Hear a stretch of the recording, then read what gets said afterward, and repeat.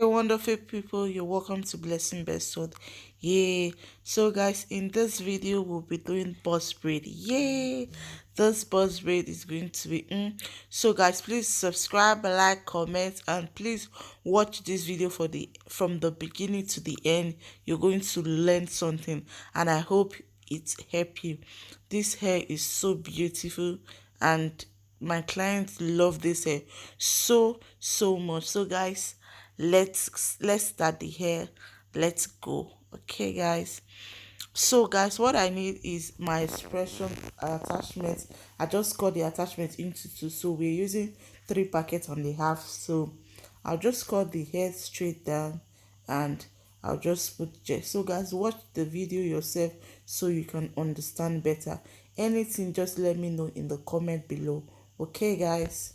Guys, I'll just start with a very little attachment before I'll start adding little by little. Yes, very little, guys. So just go to the comment section if you have any question, and I hope you learned something from this video. Thank you, and